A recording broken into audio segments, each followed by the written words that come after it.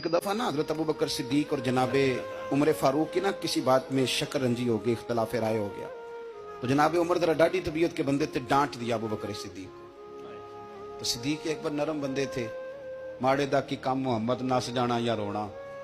तो वो गा के ना तो पहले घर रोए, फिर हुजूर के पास चले गए। जनाबे उमर कहते मुझे भी ख्याल आया कि यार ये मुझे नहीं करना चाहिए था। थोड़ी देर के बाद अच्छे लोग जो होते हैं उनका गुस्सा जल्दी उतर जाता है।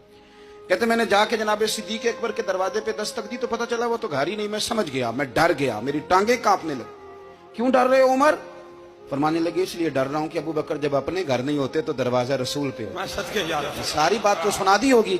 फरमाते मैं नबी पाक की बारगाह में पहुंचा, सामने अबू बकर बैठे हैं, पुश्त मुबारक मेरे करीम रसूल की काबे की जानब, चेहरा सिद्दीक अकबर की जानब, दोनों की गर्दनें झुकी हुई।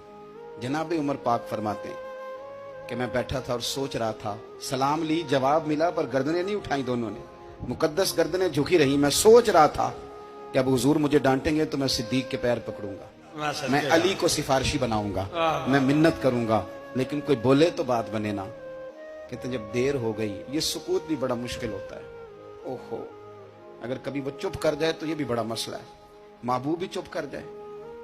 कहते मैं बड़ा परेशान हुआ, जब मेरा कलेजा मुंह को आया ना तो जनाबे उमर कहते मैं बोलने लगा तो आंसू मेरे पहले निकल गए।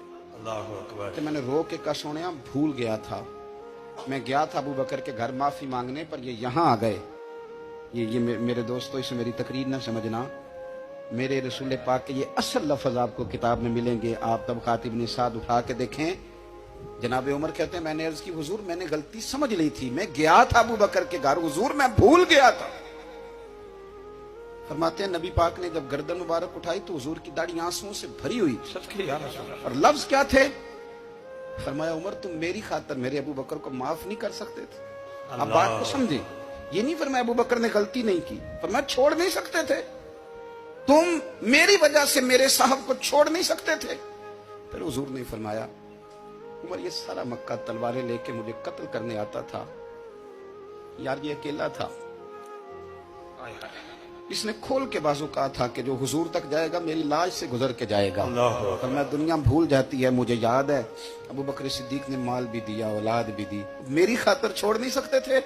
जनाब उमर कहते हैं मैं उसके बाद समझ गया कि मेरे मुस्तफा की रजा इसी में है कि अबू बकर को राजी रखा जाए। सुभान अल्लाह।